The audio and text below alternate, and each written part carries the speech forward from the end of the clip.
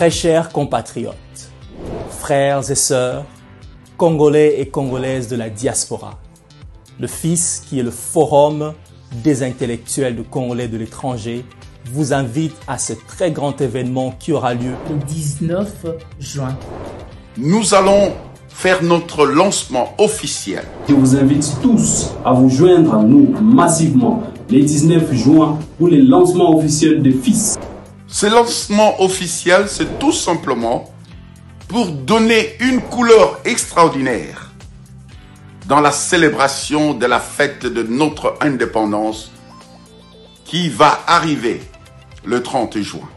FIS a donc pour objectif de regrouper les intellectuels congolais de l'étranger dans un cadre de réflexion, d'action et de partage qui leur permettent de contribuer au développement de leur pays d'origine, qui est la République démocratique du Congo, et aussi de travailler pour leur épanouissement dans leurs différents pays d'accueil.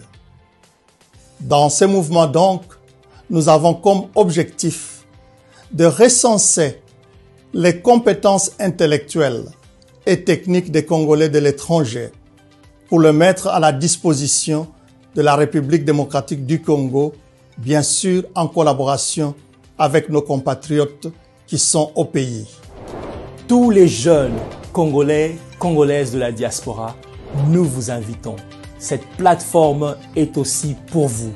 Je suis FIS Jeunesse. Au sein de FIS, nous avons la section femmes, où nous travaillons avec les femmes et pour les femmes. Venez ensemble, travaillons pour notre pays. Je suis FIS. Je suis FIS. Moi, je suis fils et vous aussi, vous serez fils.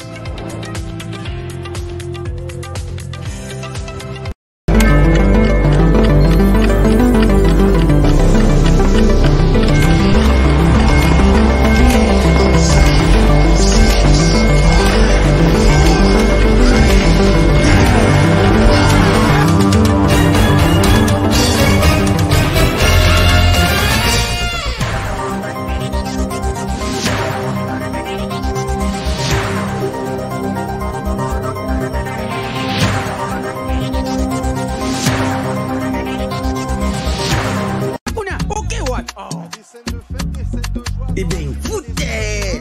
Faux classement! Il fallait tirer Mourinho Kotoyo. Bon, Mbappé, tu es wapi? Abetira wapi? Yango teka da fouter. Mapesanga kotinga match oyo. Papa! Ngidi! Wow! Ibenga tonye bakakika kote? Eh? Bofingi pe mingi. Okazi yango boko te. Yomoko kote, kote, yomoko.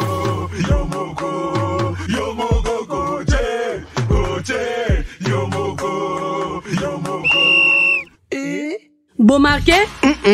Jeu de 5 billes, c'est simple et facile. Et Beta Makanamboumaou, ils en ont 4 lettres. P, passe. C, conserver les ballons. R, ravir les ballons. Et M, marquer le but. Marquez seulement 5 billes au commis champion.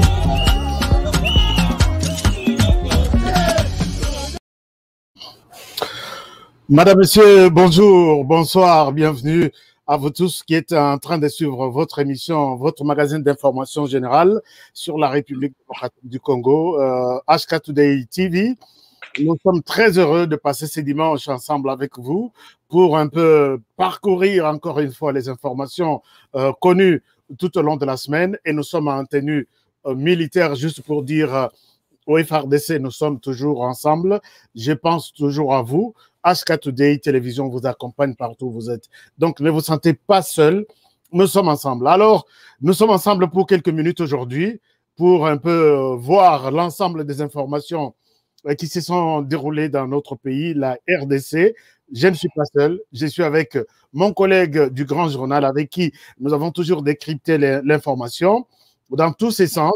Lui, il s'appelle Eric Mwamba, l'éditeur et journaliste d'investigation du Grand Journal qui est basé en Australie. Je vais retrouver Rick Mwamba. Bonjour et bienvenue dans cette émission. Vous êtes là toujours en camouflage de FBI, n'est-ce pas? Absolument. Bonjour HK. Je sais qu'il est très tard. Chez toi, tu es mobilisé pour la cause de l'information de qualité. On ne peut pas prendre de bonnes décisions si on n'a pas l'information de qualité. Il est 2 heures aux États-Unis et tu es debout pour ça. Il est tard aux États-Unis, mais pour l'intérêt du pays, nous y sommes et on y va. Alors, la première question, est, les amis sont là. Ils veulent ensemble commenter l'actualité de la semaine. On commence d'abord par l'état des sièges. Un petit mot, quelle est votre analyse? C'est presque 3 semaines ou 4 semaines depuis que cet état des sièges a été lancé dans l'Ituri, dans les Nord Kivu. Bon, l'état des sièges fait partie de la stratégie inédite du président Félix Tshisekedi qui a pris tout le monde de court. Vous avez vu dans notre article, Grand Journal a écrit qu'il a suffi seulement de 2 semaines, puisque là, l'état des sièges n'avait fait que 2 semaines. Nous avons écrit qu'il a suffi que de 2 semaines pour que Paul Kagame gesticule comme un boxeur ivre de coups sur les rings. Donc, l'agitation qu'on a vue chez Paul Kagame, qui est une personne reconnue comme étant calme, un stratège, un tacticien. Donc, Félix Tshisekedi, avec sa mesure d'état de siège, l'a pris à pied levé et l'a terrassé par un chaos debout. Donc, les minéraux, puisqu'on a verrouillé là à l'est les minéraux qui étaient évacués vers le Rwanda pour renflouer l'économie rwandaise. L'économie rwandaise, oui. Ils ne traversent plus, les minéraux ne traversent plus. Et c'était une décision qui était gérée à guichet fermé à Kinshasa. Il n'y a pas eu de fuite d'informations. Et je pense qu'on observe aussi une accalmie, hein, le bilan macabre auquel on était habitué au cours des 20 dernières années, autant de morts, autant de déplacements massifs. Il y a une accalmie de ce côté-là, puisque la stratégie ne va pas dévoiler les stratégies militaires, mais c'est que les militaires qui avaient l'habitude d'opérer dans cette zone sont enfermés dans des camps, dans des casernes. C'est-à-dire que le commandant suprême des forces armées congolaises et de la police nationale a déployé avec les chefs de l'état-major et les ministères de la Défense, ils ont déployé des militaires qui ne sont pas habitués dans cette zone. Donc, des militaires qui sont venus d'autres zones, d'autres régions militaires. Ce sont eux qui gèrent, qui assurent la sécurité. Et les complices qui opéraient, les différents groupes armés, n'ont plus de repères, n'ont plus de complices. Et je pense que nous sommes en train d'aller décidément vers la fin de cette guerre. Exactement, mais vous avez évoqué la question de Paul Kagame, parlons-en. Paul Kagame a finalement, changé sa position, carrément. Il a reconnu d'une manière ou d'une autre qu'il y a eu de morts en RDC. Est-ce que vous avez un avis? Vous avez suivi ces discours de Paul Kagame quand même? Bon, en fait, HK, permets-moi d'abord d'enlever mes lunettes d'officier de renseignement militaire pour... Officier de renseignement militaire. Oui, pour revêtir mon habit de journaliste afin de ne pas effrayer tous ceux qui sont en train de nous suivre. Donc ça, c'était juste pour soutenir les FARDC que j'ai fait ça. Alors, moi, je pense que ce n'est pas Paul Kagame qui doit dire s'il y a eu crime, il y a eu les crimes qui sont perpétrés dans la partie septentrionale de notre pays sont des crimes qu'on appelle en droit les crimes imprescriptibles ou bien les crimes internationaux. Ce sont des crimes contre l'humanité, des crimes de guerre, des crimes de génocide, des pillages, des viols, etc. Donc, ce sont ces crimes-là. Et il y a déjà les rapports, les fameux rapports Mapping des Nations Unies, mais il y a aussi beaucoup de rapports d'ONG locales, d'ONG nationales ou locales, congolaises qui ont documenté beaucoup de ces crimes. Et je pense que l'attitude de Paul Kagame... Sur cette question précise, il a dit, tu sais qu'il peut reconnaître ces fameux, il les appelle les fameux experts, mais moi, je ne suis pas dans l'obligation de les reconnaître puisque je sais comment ces experts travaillent. Donc ça, c'était une parenthèse continue. Mais il ne reconnaît pas ces experts en question.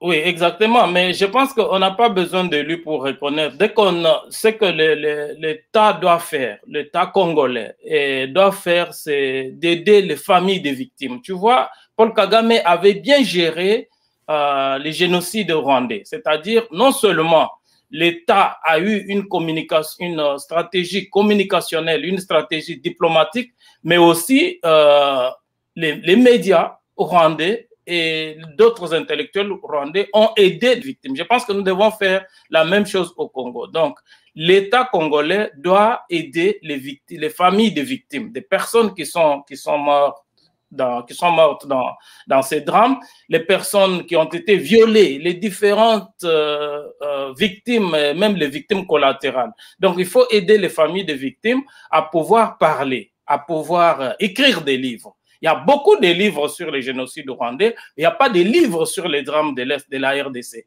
Il faut que les médias congolais aussi puissent jouer un rôle, des témoignages, recueillir les témoignages auprès des familles des victimes, auprès des victimes, pour que nous puissions sensibiliser davantage les partenaires, la communauté internationale et les partenaires, exiger qu'il y ait le tribunal. Et dès qu'il y a le tribunal pénal international, le tribunal va juger toute personne qui est impliquée dans ces crimes. Et là, Paul Kagame, moi, je pense qu'il a peur d'être poursuivi au nom il y a une infraction qu'on appelle la chaîne de commandement. C'est-à-dire, c'est la même infraction pour laquelle Jean-Pierre Mbemba a été poursuivi par la Cour pénale internationale. Oui. Jean-Pierre Mbemba n'était pas en Centrafrique, mais ses troupes étaient en Centrafrique et lui, en tant que commandant de ces troupes, bien que ne se trouvant pas sur le terrain des hostilités, il a été poursuivi. Donc, je pense qu'on va vers la même infraction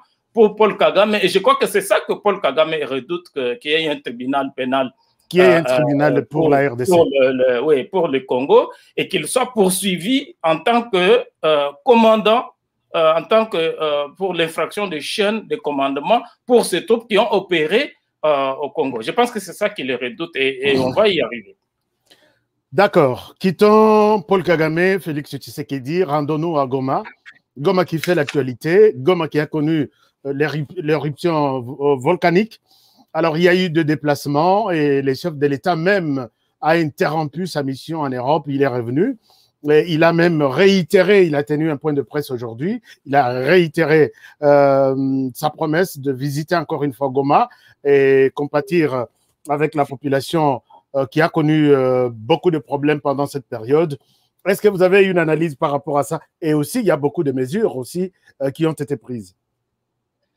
Bon, moi, avant d'analyser d'abord ce qui est arrivé, j'aimerais quand même parler de la responsabilité. Donc, le volcan Nyiragongo, c'est un volcan en activité et je pense que nous l'avons étudié depuis l'école primaire comme étant un volcan en activité. Et quand vous avez un tel phénomène dans votre pays, vous devez mettre en place un mécanisme de prévention.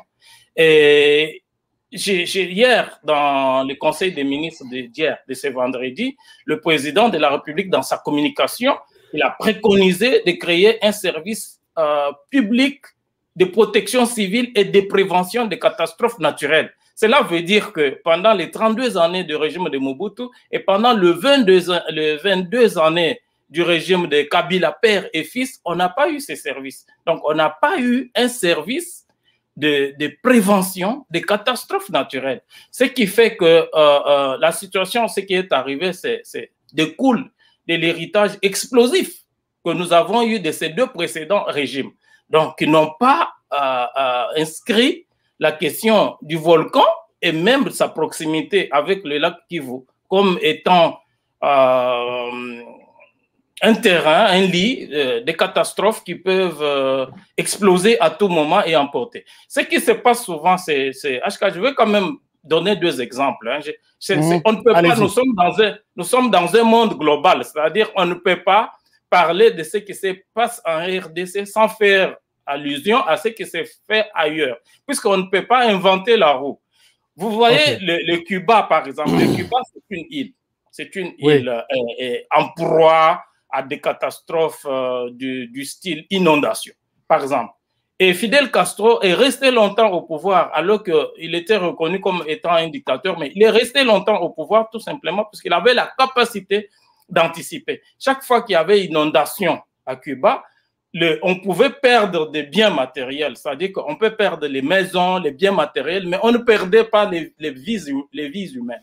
Parce que la préoccupation d'un État, la préoccupation du pouvoir, c'est d'abord de sauver les vies et d'améliorer la qualité de la vie. C'est ça. Ici, en Australie, par exemple, où je me trouve, il y a une ville qui s'appelle Darwin. C'est une ville où se passent les phénomènes de cyclones. Et quand vous arrivez à Darwin, tout habitant ou tout étranger en séjour à Darwin est formé par l'État australien. Vous arrivez, on vous forme, donc on vous fait un training. Comment vous devez vous comporter au cas où il y a les cyclones. On vous donne même des équipements. Il y a des équipements dans toutes les maisons de toute personne qui habite à Darwin. Non seulement vous êtes formé, mais aussi vous avez un équipement. Ce qui fait que lorsqu'il y a les cyclones, si jamais par hasard il y a les cyclones, et on vous dit qu'il y aura les cyclones tel jour à partir de telle heure.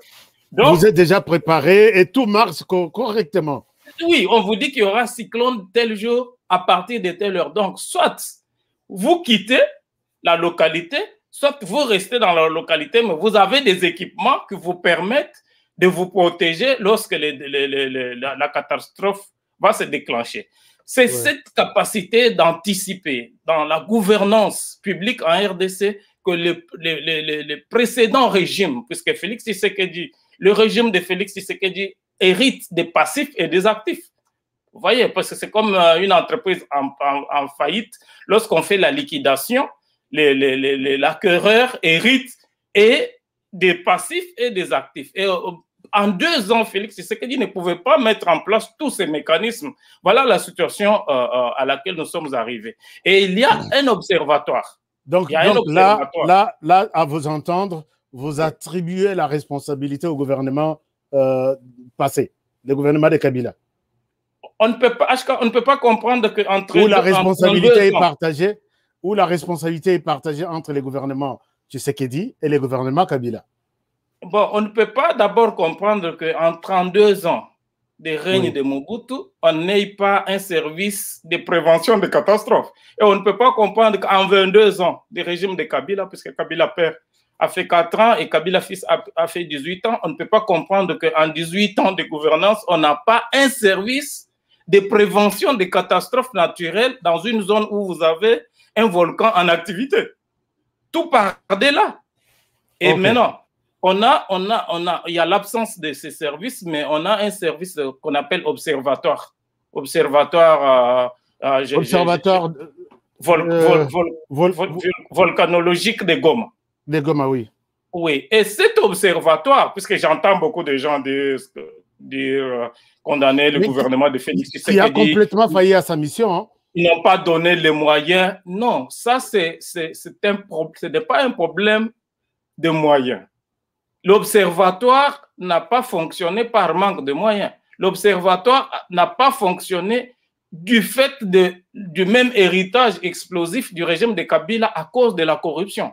L'observatoire est financé par la Banque mondiale, par les structures internationales. C'est la même situation que la Régie des eaux, c'est la même situation que la SNEL. Ces structures sont financées par la Banque mondiale et d'autres structures, mais tout simplement du fait de la corruption qui était érigée comme mode de gouvernance, ça ne marche pas. Et c'est là que nous avons les conséquences que nous déplorons aujourd'hui. Donc, il faut corriger ça. D'accord, on va corriger ça. On va corriger ça. Mais voyons un peu ce qui se passe du côté de Kinshasa.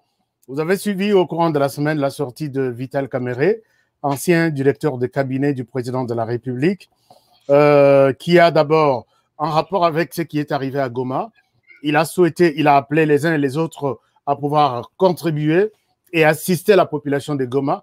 Et en même temps, il a appelé les leaders politiques à une rencontre, une table ronde pour discuter de la question de Goma. Est-ce que vous avez une analyse? Comment avez-vous apprécié cette proposition de Vital Kamerhe?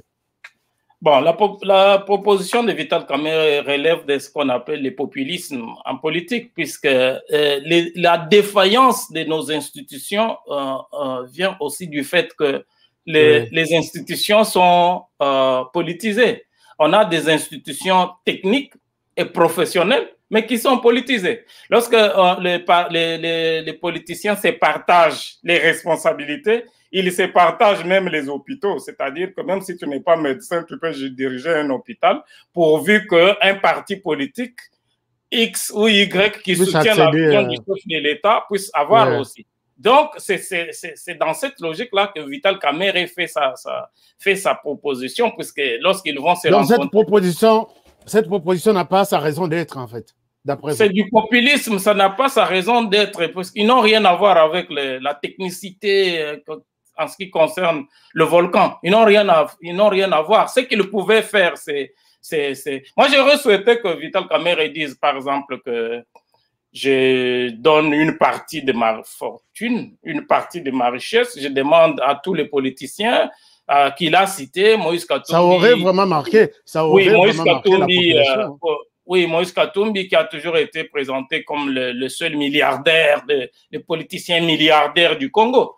Et moi, j'aurais souhaité que Vital Kamerhe, qui est aussi originaire de ce coin, mais je ne pense pas que c'est un problème c'est le Congo. Et, Vital Kamerhe aurait fait œuvre utile en demandant à tous les politiciens qui ont amassé des richesses au cours de ces dernières années de donner une partie de leur fortune. Par exemple, parce que là, nous avons deux situations. Nous avons maintenant la situation des FARDC qui sont au front et nous avons maintenant la situation de nos compatriotes. La situation de Goma. Oui, de Goma. Donc, il faut que Vital Kamerhe et les autres leaders politiques donnent une partie de leur fortune pour qu'on puisse venir en aide, puisque il faut reconstruire des maisons. Il faut reconstruire des maisons. Il faut reloger les personnes, il faut les nourrir, il faut les soigner, il faut reconstruire des écoles. Moi, je pense que c'est ça que Vital Kamerhe devrait faire. Donc, c'est une sortie ratée. C'est une sortie... je ne sais pas si le mot raté, tu es trop généreux. Je ne sais pas si le mot raté... Qu'est-ce que vous voulez dire par là? Qu'est-ce que vous voulez dire? Je ne sais pas si le mot raté traduit... toute l'amertume d'une telle sortie. C'est-à-dire, il faut mettre la main à la poche. Il aurait dû nous surprendre avec une cagnotte. Il dit, ça c'est mon enveloppe pour la population de Goma. Je prêche par l'exemple. Oui, je prêche par l'exemple. Je donne 100 000 $. Je demande à Moïse Katumbi, qui est plus riche que moi, par exemple, de donner $1 million. Comme ça, on reconstruit les maisons rapidement. Tous les politiciens, Jean-Pierre Mbemba, j'ai suivi dans une vidéo F. Bazaïba qui disait que Jean-Pierre Mbemba appartient à la famille la plus riche du pays, donc de tous les Congolais. Donc, il fallait que Jean-Pierre Mbemba, par exemple, mette $1 million, Moïse Katumbi $1 million, Vital Kamerhe 500 000, tous les politiciens autant, et puis chacun des Congolais doivent contribuer. Chacun de contribuer, nous tous, nous devons contribuer. Cela pourrait nous rassurer leur leadership. Oui, absolument. Oui, puisqu'ils se disent aujourd'hui des grands politiciens. En tout cas, nous serions heureux. Oui, des poids lourds de. Quand les médias occidentaux, quand les journalistes occidentaux qui les payent, quand ils parlent on nous parle des poids lourds de la politique. Poids lourds de la politique congolaise. Alors, les poids lourds là, bon, en fait, c'est un peu compliqué. Il y a notre ami Biti Bouira Henri qui nous fait signe, qui nous suit à partir de Goma. Alors, je veux qu'il nous dise, est-ce qu'il est retourné ou il est encore à Saké, comment il est connecté sur Internet. Il nous dit que je vous suis depuis Goma, 5 sur 5. Alors, maintenant, nous passons toujours à l'actualité. Et excuse-moi, excuse-moi, dans cette zone, vous avez Tambwe Mwamba qui est originaire de l'Est. Vous avez Matata Mponyo qui est originaire de l'Est. Vous avez Nyamwisi qui est originaire de l'Est. Vous avez Modeste Bahati qui est originaire de l'Est. Vous avez, je pense que lors de notre prochaine émission, nous allons publier la liste. Nous allons publier la liste. Nous allons publier la liste de tous ceux qui font partie de cette grande partie du pays. De tous ceux qui font partie de cette grande partie de l'Est. Et nous allons faire une levée de fonds forcée. Il faut qu'on fasse ça. Il faut que les gens donnent de l'argent. On doit reconstruire Goma. Il faut que tous les Congolais de la diaspora, la diaspora de la RDC, c'est 10 millions de personnes. C'est-à-dire que si chacun de nous donnait 10 $, nous avons 1 milliard de dollars. Donc, la reconstruction de Goma ne va pas se poser. Donc, il faut qu'on reconstruise Goma mieux que ce que Goma était avant. Que Goma devienne une ville de référence comme on voit les villes de l'Europe. Mais là, il y a un problème. Les gens se disent, est-ce qu'il faut remettre Goma là où la ville de Goma là où elle était, ou il faut la déplacer peut-être à quelques 30-40 km de là? Bon, ce ne sont pas les espaces qui manquent en RDC, parce que quand vous regardez les 2 millions, je crois 2 435 000 km², seulement moins de 10% sont habités. Donc, ce ne sont pas, je pense qu'on peut éloigner la population, mais en lui offrant une ville moderne qui répond avec des infrastructures modernes, par exemple, des routes, des supermarchés, des centres commerciaux. Maman Olive Lembe,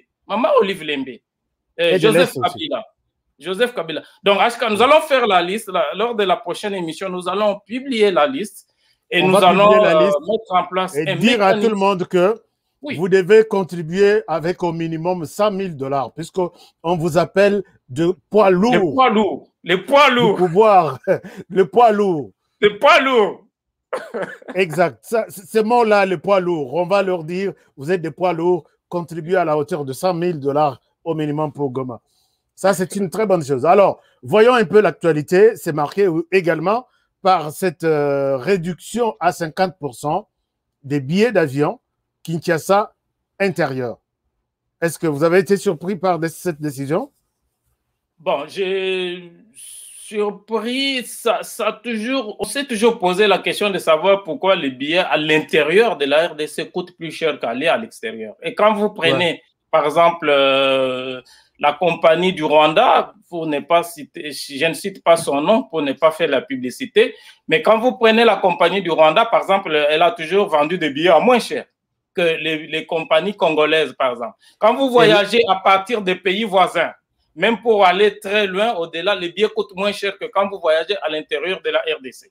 Là, vous l'avez dit, les gens de Goma qui veulent arriver à Kinshasa, au lieu de payer 500 $, 600 $ par Congo Airways, ils les traversent, ils prennent les bus de Gisenyi, 5 $ jusqu'à Kigali, et puis ils prennent calmement leur avion à 300 $ pour Kinshasa. Donc Kinshasa. Les 600 à 300. Oui, par exemple, et quand vous voyagez avec South African Airways de Kinshasa vers Johannesburg, par exemple, si vous avez préparé votre voyage à temps, vous payez 300 $, mais c'est le même montant que vous devrez payer pour aller à Lubumbashi et avec les compagnies de la RDC. Donc, moi, je pense que nous sommes toujours dans une économie de prédation, une économie de l'arnaque qui dure depuis des années. Maintenant, bon, on vient de réduire le prix des billets. On va mener une enquête pour savoir si ça sera appliqué. Moi, je ne suis pas en train de jubiler puisque les passeports HK, personne n'achète les passeports à 90 $. À 100 $.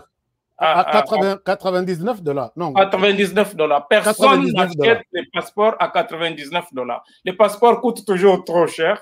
Donc, ça ressemble un peu à des mesures d'éclat qui sont prises et puis sans aucun suivi.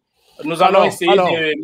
Alors, entre nous, à qui la responsabilité? Pourquoi les choses ne se réalisent pas telles que voulues par le président de la République? Il dit passeport 100 $, mais sur terrain, le passeport garde encore son prix ancien là.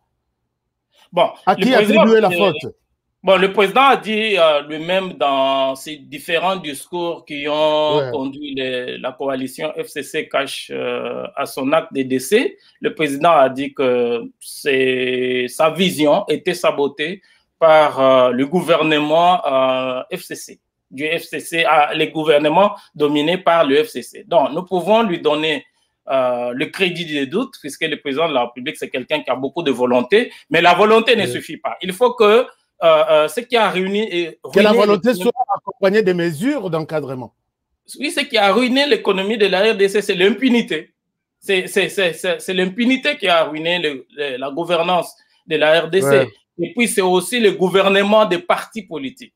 Mais on a un gouvernement maintenant, bien sûr, issu de partis politiques, mais avec de nouveaux visages. Au moins à 80%, nous avons de nouvelles personnes, en commençant par le Premier ministre qui est une nouvelle personne, et nous avons un gouvernement 100% Union sacrée de la nation. Donc, c'est un gouvernement qui répond à 100% à l'obédience du président de la République. Donc, nous supposons que les mesures seront prises et que les récalcitrants doivent être punis, puisque si ce qui fait la force, la puissance des économies dans le monde, c'est la sanction. C'est la sanction. Donc, quand il n'y a pas de sanction, aucune mesure ne sera appliquée. Donc, moi, je pense que le gouvernement Sama est à son 5e conseil des ministres aujourd'hui. Donc, ça veut dire quoi? Ça veut dire que... Ça doit être troisième. Ça doit être cinquième conseil des ministres.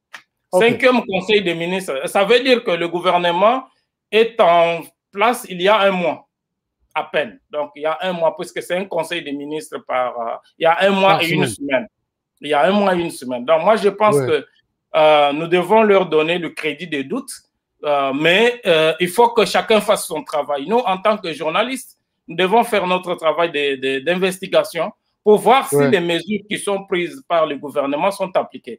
Donc, on va vérifier, on va continuer les enquêtes, puisque l'ancienne enquête, c'est l'enquête que nous avions faite au Grand Journal, par exemple, concernant la réduction des prix des passeports.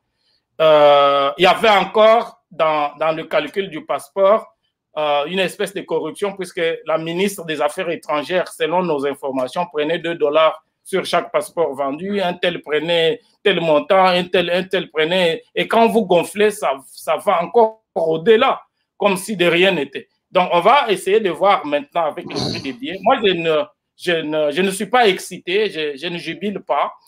Je veux tout simplement que ça puisse s'appliquer, et nous allons vérifier pour revenir ici, dire à nos téléspectateurs si c'est appliqué ou ce n'est pas appliqué. Et il faut aussi que les Congolais apprennent aussi à collaborer avec les médias, à nous envoyer. Les Congolais doivent nous dire, vous achetez un billet, on vous donne un billet, prenez la photo et puis envoyez-nous. Nous allons confirmer si cette décision a été exécutée, respectée, ou c'est... Puisque j'ai vu un billet, quelqu'un qui a acheté un billet, qui nous a envoyé pour le 5 juin, et les prix pour, je crois, le Bombashi, c'était toujours à peu près $500. On m'a envoyé ça aujourd'hui, je vais voir. 500 ou quelque chose, ou 300 quelque chose. Non, ça doit être 500 ou 400. Alors, vous achetez un billet, exigez les reçus. Donc, vous achetez les reçus et vous nous envoyez la copie. Envoyez-nous, envoyez-nous pour que nous puissions suivre si les prix sont respectés ou ne sont pas respectés. Mais aussi, HK, il y a aussi quelque chose de très important. Il faut mettre en place des syndicats de consommateurs dans les différents secteurs. Dans ces secteurs de l'aviation, le secteur de voyage, il faut que les Congolais créent un syndicat pour suivre de près cette situation-là aussi. Tout à fait. Alors, revenons à autre chose maintenant. J'ai découvert dans votre journal cette semaine, vous avez parlé du ministre, je vais vous la montrer, Madame la ministre de l'économie, l'actuelle, et vous affirmez qu'elle est l'atout de Félix Tshisekedi pour faire des millionnaires congolais. Est-ce que vous pouvez nous en parler un peu plus? Et c'est par là que nous allons chuter pour aujourd'hui. Oui, la ministre des Mines et non de l'économie. La ministre des Mines, je m'excuse. La ministre des Mines. La ministre nationale des Mines, si vous pouvez afficher pour que les gens puissent voir. Oui, allez-y. Oui, la nouvelle ministre des Mines, qui s'appelle Madame Antoinette Samba, que nous avons présenté au niveau du Grand Journal comme étant l'atout du président Félix Tshisekedi pour la matérialisation de sa promesse qui consistait à faire des Congolais des millionnaires. Alors, nous avons essayé de voir quels sont ces atouts. Et c'est un peu anecdotique. C'est ça ma question. C'est ça ma question. Est-ce que vous n'êtes pas allé loin pour dire c'est l'atout qu'il fallait pour faire de Congolais des millionnaires? Qu'est-ce qui vous fait dire ça? Bon, elle a plusieurs atouts, hein, mais le premier atout pour moi, c'est un peu anecdotique, mais c'est d'abord sa coiffure, d'abord le style de sa coiffure, d'abord. Donc, ok. vous voyez, c'est une dame dont la coiffure montre tout simplement qu'elle n'a pas beaucoup de temps à consacrer aux astuces et aux artifices de beauté tels que les femmes africaines nous ont habitués. Et ça montre qu'elle est pressée et c'est une femme qui est préoccupée pour les résultats. Et d'abord, sa coiffure, moi, en tant que spécialiste en sémiologie ou personne, sa coiffure montre déjà qu'elle est pressée, elle est préoccupée par les résultats. Mais attention, l'apparence trompe. L'apparence est trompeuse. Oui, l'apparence, on dit l'apparence est trompeuse, on dit l'habit ne fait pas le moine, mais on reconnaît le moine par son habit. Par son habit, bien évidemment. Oui, mais son autre atout, c'est d'abord sur le plan technique et professionnel. C'est une dame qui a fait toute sa carrière au sein du ministère des Mines, hein, jusqu'à arriver au prestigieux rang de chef de division. Donc, c'est le top dans l'administration publique avant le secrétaire général. Donc, elle est arrivée jusqu'à ce niveau-là. Donc, c'est une femme par ses mérites qui est arrivée à ce niveau. Et je pense que le président Félix Tshisekedi a voulu essayer un autre type de leadership, puisque depuis le départ des colons belges jusqu'à aujourd'hui, c'est la première femme qui occupe les ministères des mines. Et le ministère des mines, c'est le poumon respiratoire de l'économie de la RDC. C'est de là que vient l'essentiel de l'argent pour financer le budget national. Mais on a quand même beaucoup de faiblesses au sein des ministères des mines et le président a voulu essayer un nouveau type de leadership, celui des femmes, qui est un modèle salué par les spécialistes en ressources humaines comme étant clémente, proche de la population, qui comprend bien en tant que mère de famille, qui comprend bien les problèmes de la communauté et qui est capable d'anticiper, etc. Et c'est aussi une personnalité proche du chef de l'État, parce que pour faire la vision du chef de l'État, il faut être solidaire avec le président de la République. Et Antoinette Samba, c'est une personnalité du précaré du président de la République et qui comprend bien que pour faire réussir la vision, le peuple d'abord, et permettre au chef de l'État de créer des millionnaires congolais, il faut qu'elle puisse travailler dans la vision du chef de l'État, contrairement au précédent ministre qui appartenait au camp adverse. Au FCC, mais qui avait aussi, c'est ça ma question, qu'est-ce qu'elle fera? On sait que les femmes ont toujours été honnêtes, ça c'est connu de tous. Qu'est-ce qu'elle fera de spécial que l'autre qui était là n'a pas pu faire? Puisque vous et moi, nous avons interviewé l'ancien ministre de Mines ici, nous l'avons un peu glorifié, s'il faut utiliser les termes, puisqu'il avait publié, entre guillemets, si c'était vrai, il avait publié tous les contrats que les Katanga, les gouvernements avaient signés avec d'autres partenaires. Est-ce que vous pensez que c'est la même vision? Est-ce que Mme Antoinette fera la même chose? Ou qu'est-ce qu'elle fera de plus par rapport à l'autre? Non, en fait, HK, j'aimerais corriger qu'on avait salué l'ancien ministre pour avoir vulgarisé le code minier et non le contrat. Et dans l'article, oui, le code minier, oui. Oui, dans l'article consacré à Mme Antoinette Samba, nous lui proposons un certain nombre de choses à faire. La première chose qu'il faut faire, c'est d'abord sur le plan de la formation technique et professionnelle, puisqu'il y a une loi sur la sous-traitance minière qui permet aux Congolais de fournir des services et des biens au secteur minier. Mais ces secteurs de sous-traitance est aujourd'hui accaparé par les multinationales minières qui disent que les Congolais n'ont pas la capacité technique et professionnelle et les Congolais n'ont pas de moyens. Donc, la première chose que nous proposons à la nouvelle ministre, c'est d'abord s'occuper de la question de la formation technique et professionnelle, puisque la RDC, en tant que pays c'est un pays doté des ressources minières immenses, n'a aucune école minière. Donc, vous allez au Katanga avec tout ce qu'il y a là-bas comme cobalt, cuivre. Vous allez dans la province de l'Est, là-bas où il y a le coltan, il y a l'or. Vous allez au Kasaï où il y a les diamants et d'autres types de minéraux qui sont nombreux au Congo, mais il n'y a aucune école minière sur l'ensemble du territoire national. La faculté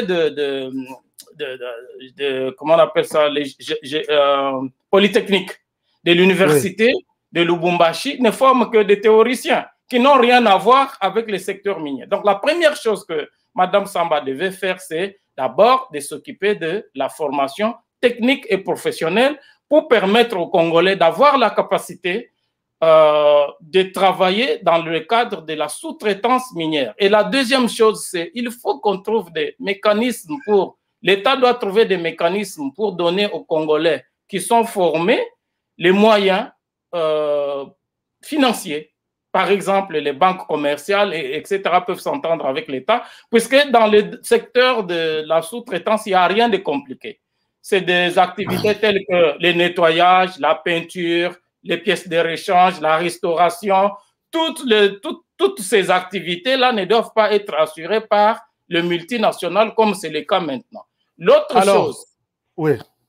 chose que nous proposons aussi, c'est ils doivent travailler aussi avec la diaspora congolaise.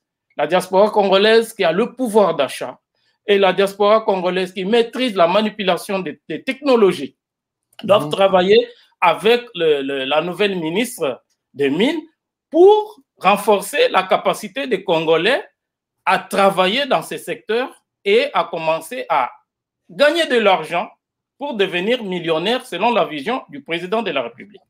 Alors, puisque nous parlons du président de la République et Madame la ministre qui veut faire des Congolais des millionnaires, il y a des gens qui, en fait, ici, nous disons tout ce qui s'est dit tout bas. Alors, il y a des gens qui pensent que Monsieur le Président de la République, Félix-Antoine Tshisekedi, veut faire de cette dame comment dirais-je, l'ancien ministre de Mines, comment il s'appelle, qui était proche de Joseph Kabila. Willy Kitobo. Willy Kitobo, et puis Kangoudia, Kabouilulu, ainsi de suite. Kangoudia n'a jamais été ministre des Mines. Oui, Kabouilulu. Martin Kabouilulu, qui avait fait 13 ans. Et c'est la raison pour laquelle Félix Tshisekedi s'est décidé de mettre quelqu'un de proche de lui pour avoir la même mise sur des mines comme à l'époque de Joseph Kabila. Est-ce que vous partagez aussi le même avis? Bon, le secteur minier, c'est un secteur de souveraineté nationale. C'est-à-dire c'est de là que viennent les moyens pour développer la RDC. Le président de la République, en tant que garant du bon fonctionnement des institutions, il doit s'assurer que le budget de l'État sera financé. Puisque c'est bien beau. Pourquoi ne pas confier ces ministères à quelqu'un d'autre, par exemple de Moïse Katumbi ou de Jean-Pierre Bemba? Il a préféré lui-même en avoir sur son dos. Non, je pense que ce n'est pas ça. Là, disons-le, Madame Antoinette Samba, contrairement à tous les ministres qui l'ont précédé depuis l'époque de Mobutu jusqu'à aujourd'hui, c'est la première fois que un président de la République a fait un choix judicieux. C'est la première fois. Parce que moi, j'ai mon grand-père, par exemple, Maître Mutombo Baka Fonsenga, qui était ministre des Mines. C'est un juriste, il était magistrat, avocat. Il n'avait rien à voir avec les mines, mais comme il était du impère, parti État, le président Mobutu l'avait nommé. Vous avez le Martin Kabouilulu, je ne sais même pas de quel moule il tombe, personne ne sait. Donc, il était du PPRD. Joseph Kabila lui a confié les ministères. Vous avez Willy Kitobo, c'est un cadre du PPRD, c'est un enseignant à la Polytechnique qui n'a jamais travaillé dans le secteur minier, mais qui a eu ce poste tout simplement puisqu'il est membre du PPRD. C'est la première fois dans l'histoire de la RDC, depuis le départ des Belges, qu'on a non seulement une femme ministre, mais qui est une carriériste, c'est-à-dire qu'elle a gravi les escaliers, elle a gravi les échelons dans les secteurs miniers, depuis la petite fonction jusqu'à la fonction chef de division. Donc, elle était au cadastre minier. Elle vient du cadastre minier. Donc, elle connaît les arcanes du secteur minier. Donc, elle n'est pas choisie puisqu'elle elle fait partie du parti politique du président de la République, mais elle a été choisie sur base de ses mérites en tant que cadre du secteur minier qui a gravi les échelons. Donc, à ce titre-là, on peut lui donner le crédit de doute que c'est la personne... On lui donne le crédit de doute et puis on attend qu'elle fasse de nous des millionnaires. Hein? Absolument. Nous devons devenir des millionnaires en commençant par nous de la presse. Pourquoi j'ai dit ça? Puisqu'il faut publier les contrats miniers, Madame la ministre. Tous les contrats qui sont signés entre les entreprises multinationales et la République démocratique du Congo, notamment à travers les entreprises du portefeuille, la Sokimo, la Gécamine, la MIBA, tous les contrats doivent être publiés et il n'y a que nous de la presse qui pouvons les publier. Et lorsque l'État nous confie les contrats pour que nous puissions les publier afin que nos concitoyens, l'ensemble de la population congolaise, puissent savoir de quoi il est question. C'est comme ça qu'une entreprise de presse fonctionne. Puisqu'il y a la loi sur la passation des marchés publics qui oblige l'État congolais à faire les appels d'offres. Et les appels d'offres, on ne peut les faire que dans la presse. On ne peut les faire que dans les médias, en nous remettant à nous les communiqués pour que non seulement nous puissions donner la possibilité aux citoyens congolais de compétir sur tous les marchés du secteur minier. Les Congolais doivent avoir la possibilité de compétir au même titre que le multinational. Et ça ne peut se faire qu'à travers la presse. C'est quelque chose qui n'a jamais été fait et il faut que Madame la ministre Antoinette Samba puisse donner l'exemple, puisse commencer à le faire en travaillant avec les médias pour que les citoyens congolais soient informés de tous les contrats, puisqu'aucun contrat minier n'a été publié jusqu'à présent. Et le président de la République, lors de son séjour à Lubumbashi et à Kolwezi, en compagnie de Madame la ministre, il a martelé là-dessus. Il a dit que le secteur a profité pendant longtemps aux étrangers. Il est temps que ça puisse nous profiter, mais ça ne peut nous profiter que si Madame la ministre publie les contrats qui sont signés entre les multinationales et les gouvernements congolais dans les secteurs miniers. Et nous l'attendons aussi sur ces terrains-là et nous sommes prêts à l'accompagner. Nous l'attendons et nous sommes prêts à l'accompagner, Madame la ministre. Nous sommes là pour publier ces contrats. Nous sommes là, nous pouvons publier chaque contrat ici, exploiter page par page, article par article. Donc ne vous en faites pas, nous sommes là pour le faire.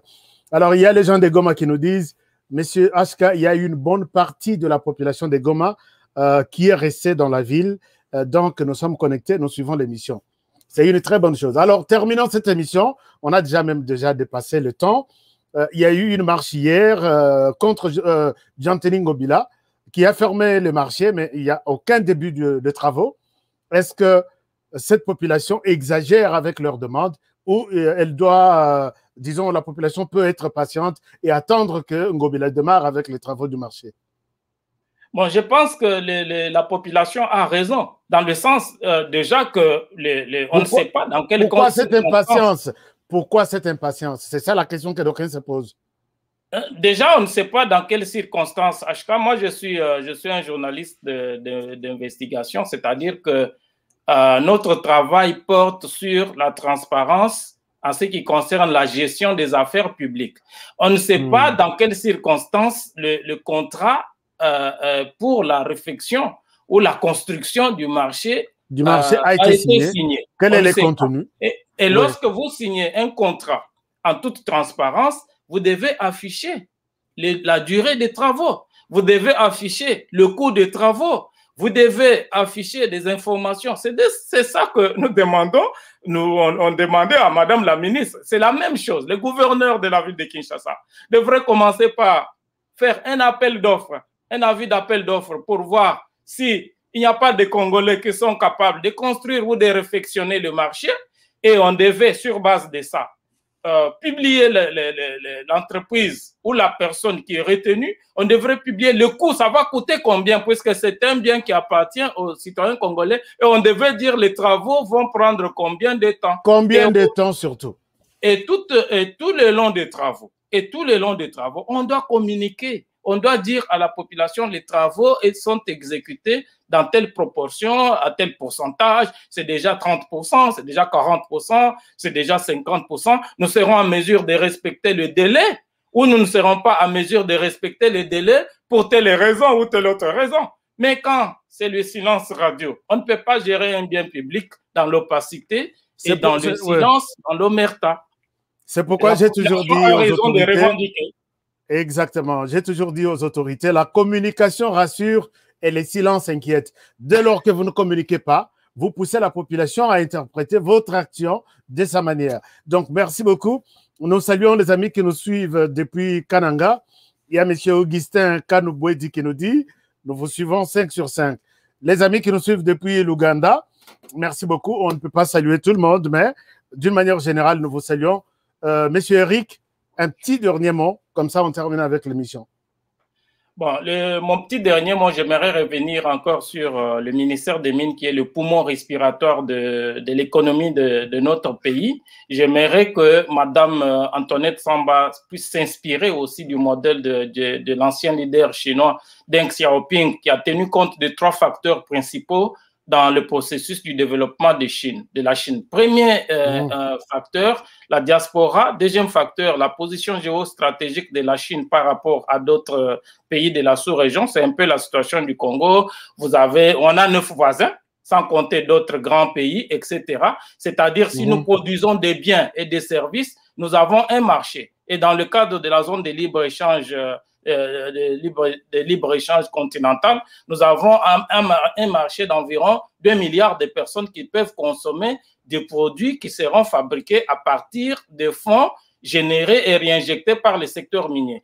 Et le troisième critère, c'est la transparence. Il faut travailler avec les médias pour publier les en toute transparence. Merci beaucoup, M. Eric Mwamba. Merci beaucoup, chers amis. Vous qui avez eu la chance de nous suivre, vous nous avez accordé votre temps. Merci beaucoup pour ça. Et je pense que vous allez passer un excellent week-end, un excellent dimanche dans vos familles. Un très bon début de semaine pour la semaine qui va bientôt, dans quelques heures, commencer. Merci beaucoup à M. Eric Mwamba d'avoir été avec nous. Nous vous laissons avec espoir de vous retrouver peut-être très prochainement. Et je l'ai toujours dit, prenez bien soin de vous et travaillons tous dans la beauté des choses, car chaque jour est une vie. Au FRDC, je suis derrière vous, je vous accompagne, je suis avec vous. Toute notre chaîne, nous vous encourageons. Bon travail partout où vous êtes et à très bientôt pour le prochain numéro. Eh bien, foutez! Faux classement. Il fallait tirer Mourinho Kotoyo. Bon, Mbappé, tu es wapi? Abetira wapi? Yango te kada fouter. Mapesanga kotinga machoyo. Papa. Ngidi. Wow. Ibenga sonye bakaki lokote. Bofingi pe mingi. Okazi yango bokote. Yomoko koche, koche, yomoko, yomoko, yomoko koche, koche, yomoko, yomoko. Beau marqué? GD5B, c'est simple et facile. Et Beta Makanambumaro, ils en a 4 lettres. P, passe. C, conserver les ballons. R, ravir les ballons. Et M, marquer le but. Marquez seulement 5 billes au commis champion.